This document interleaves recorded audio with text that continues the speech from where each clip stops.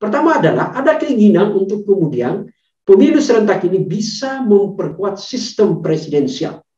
Itu yang pertama. Yang kedua adalah ada keinginan untuk kemudian menjawab kejenuhan publik, kejenuhan masyarakat terhadap aktivitas kesehariannya yang sepertinya hanya habis digunakan untuk pemilu dan pemilu terus. Bayangin kalau kemudian misalnya gitu ya, analoginya sederhana. Saya Samsudin Alimsyah, mari kita bicarakan demokrasi.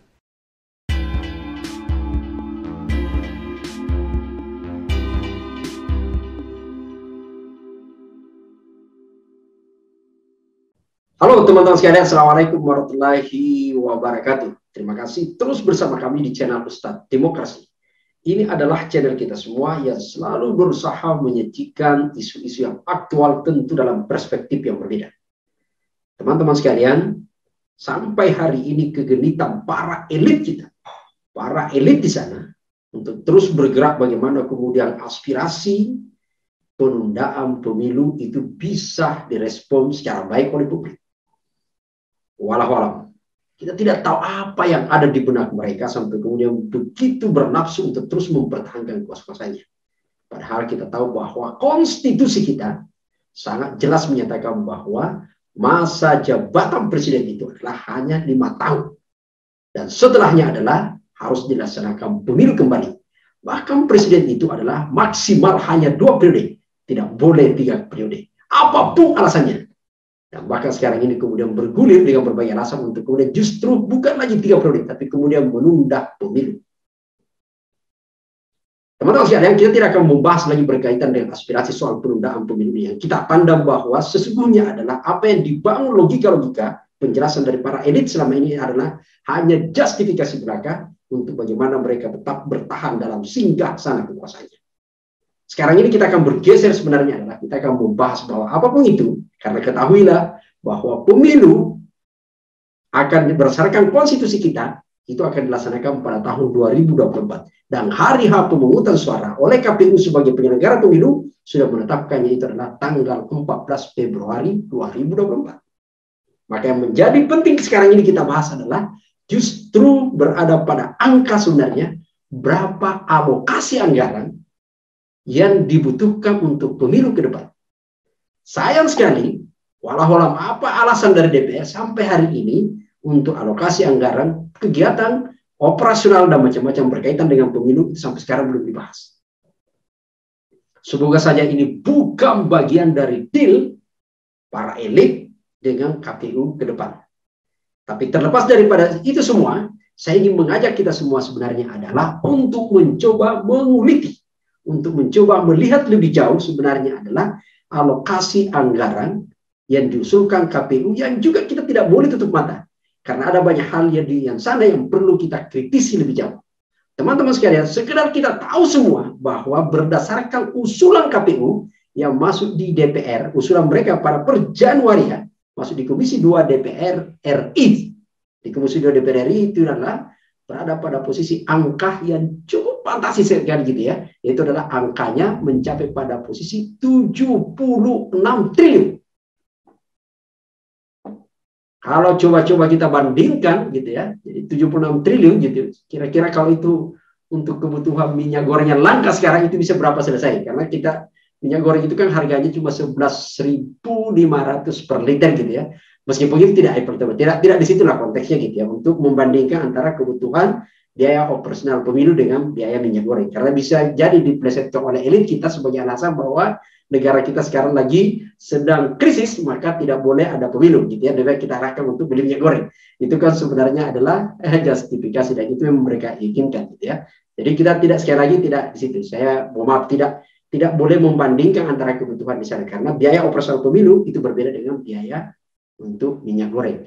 Bahkan sebenarnya di beberapa negara, sekiranya teman-teman tahu bahwa beberapa negara justru yang mengalami krisis, maka solusinya adalah mempercepat pemilu.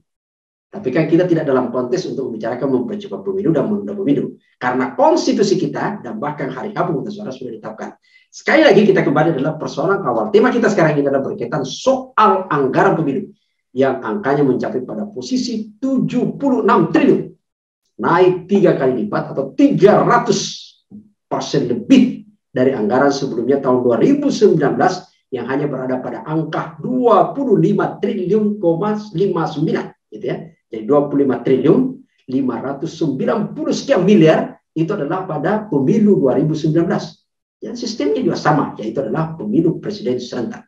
Bahkan sebelumnya di pemilu 2014 itu hanya berada pada angka 15 triliun. Meskipun tidak boleh di posisi yang sama, karena memang sesungguhnya adalah sistem pemilu 2014 berbeda di 2019. Tapi 2019 dan 2024 nanti itu adalah pemilu serentak. Sama-sama serentak dan sebenarnya adalah pemilu presiden gitu ya. Sekali lagi, usulan anggaran yang disusun oleh KPU adalah berada pada angka 76 triliun atau lebih tepatnya adalah 76 triliun 656 miliar 312.204.000 rupiah. Itu luar biasa angkanya gitu ya. Jadi kalau kita lihat posisi itu sangat-sangat luar biasa. Yang kita akan ulas nanti pada posisinya adalah kemana saja angka sebenarnya itu. Kalau kita lihat dari 76 ini gitu ya, memang tidak satu kali untuk kemudian eksekusi, tapi kemudian itu dieksekusi untuk mulai di tahun 2022 sampai kemudian 2025 berdasarkan tahapannya.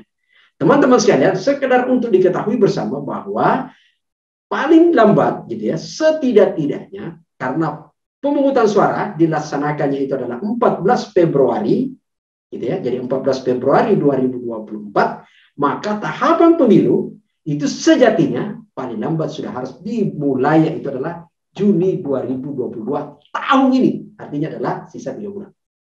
Sekarang adalah Maret, masuk April, Mei, Juni ya. Jadi agar situ tahapan sudah dimulai. Maka sekarang ini sudah mulai pada posisi untuk kemudian mengecek data potensial pemilih kita. Jadi sebenarnya sudah bergerak di situ. Nah, hanya saja sekalian adalah kita akan lihat pada posisi angka yang perlu kita kritisi lebih jauh. Dari 76 triliun itu kita lihat misalnya kemana saja sebenarnya. Itu adalah ternyata dari usulan KPU sekali lagi ya, berdasarkan ya data yang berhasil kita akses DPR, ternyata adalah untuk tahun 2022 dari 76 itu adalah untuk tahun 2022 adalah dialokasikan itu sebanyak 8 triliun 61 miliar 85.734.000 rupiah.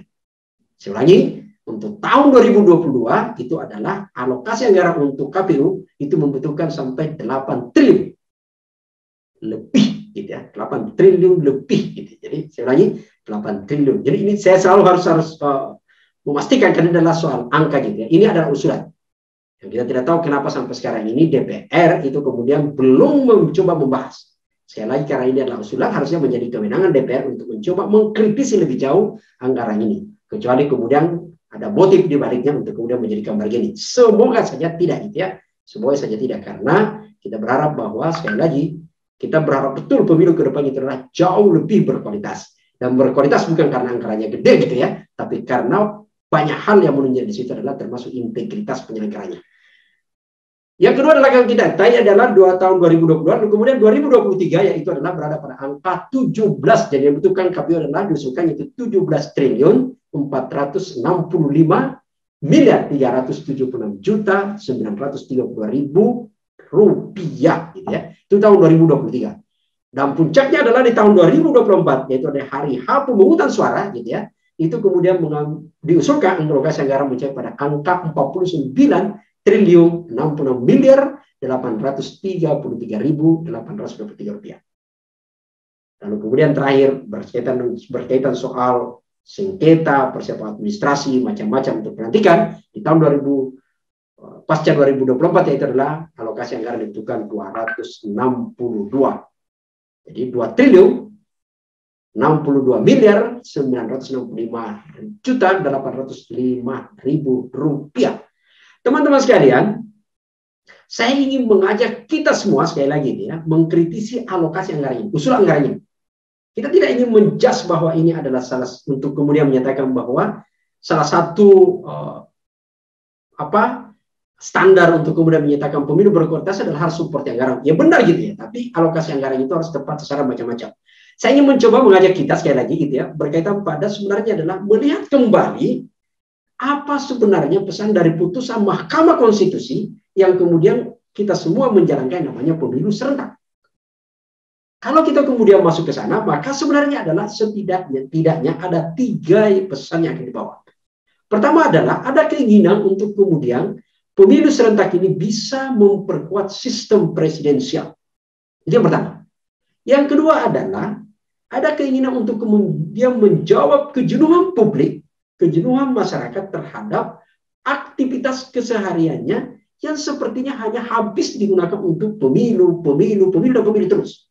Bayangin kalau kemudian misalnya gitu ya, analoginya sederhana, bulan ini pemilunya RT, kemudian bulan depannya RW, kemudian bulan depannya pemilihan lagi kepala desa, kemudian bulan depannya adalah kepala daerah, bupati atau wali kota, lalu kemudian naik lagi adalah gubernur, lalu kemudian masuk lagi di pemilunya adalah masuk di pemilu legislatif, baru kemudian pemilu presiden. Habis tenaga kita dan kemudian waktu untuk kemudian hanya berdebat di soal pemilu. Maka kemudian pesan yang dibawa adalah bagaimana merespon supaya kemudian ini betul-betul bisa terjawab. Lahirlah kemudian namanya pemilu serentak. Pemilu serentak ini adalah menjawab kejenuhan publik, dan banyak studi di beberapa negara menyatakan bahwa ternyata pemilu serentak menjadi efektif mengembalikan gairah masyarakat, gairah publik untuk kemudian kembali berpartisipasi maksimal, menentukan hak pilihnya dalam rangka memilih pemimpin sekaligus menentukan arah masa depan bangsanya. Itu yang kemudian terjadi dalam konteks pemilu serentak ini. Dan yang terakhir adalah sebenarnya kenapa pemilu serentak itu adalah pesan yang paling substansial ketiga adalah yaitu efisiensi anggaran. Boya, kalau ternyata pemilu serentak menimbulkan peningkatan alokasi anggaran yang sangat tajam, ngapain pemilu serentak? Kan tidak nyambung sebenarnya. Analoginya sederhana, alokasi anggaran untuk pemilu legislatif lalu kemudian dilaksanakan bersamaan dengan pemilu presiden, itu artinya ada dua komponen alokasi anggaran, yang satunya kemudian digabung menjadi satu gitu ya. Dan itu artinya bukan ditambahkan bersama, tapi kemudian ada komponen alokasi anggaran yang kemudian bisa dialokasikan di tempat lain. Artinya misalnya yang namanya contoh sederhana untuk namanya pendataan pemilih DPT yang sejatinya dilakukan 2 kali, yaitu DPT keperluan DPT pemilu legislatif, lalu kemudian ada DPT pilpres digabung menjadi satu, artinya komponen alokasi anggaran, kebutuhan anggaran untuk DPT cukup 1 kali. Itu artinya harusnya lebih efisien. Tidak justru sebaliknya dilaksanakan 1 kali tapi alokasi anggarannya bertambah. Walau ini perlu klarifikasi, sekali lagi klarifikasi lebih jauh. Karena itu tadi filosofi yang namanya pemilu serentak adalah sekali lagi pertama adalah memperkuat presidensial, sistem presidensial kita. Yang kedua adalah mengembalikan gairah publik untuk meningkatkan partisipasi publik dalam rangka menggunakan hak pilihnya, menentukan pemimpinnya ke depan, sekaligus menentukan arah kemana bangsanya, lalu kemudian yang terakhir adalah efisiensi anggaran. Itu yang kemudian menggelitik kita semua, ada apa sebenarnya kemudian alokasi anggaran yang disuruhkan KPU bisa mencapai pada angka 76 triliun. Walau gitu ya, teman-teman sekalian. Apa yang terjadi sebenarnya di situ. Nah, teman-teman sekalian, berkaitan dengan soal detail alokasi anggaran 76 triliun ini kita akan bahas lebih jauh sebenarnya gitu. Kita akan bahas lebih jauh pada edisi berikutnya. Tapi paling tidak adalah gambaran kepada kita semua bahwa ternyata dari alokasi anggaran 76 triliun itu sebenarnya adalah jauh lebih besar dalam rangka untuk menunjang, itulah mendukung tahapan. Jadi kan ada 2 sebenarnya disebut gitu ya. Ada alokasi anggaran untuk mensukseskan tahapannya, yaitu ada tahapannya biaya tahapan, dan kemudian mendukung tahapan.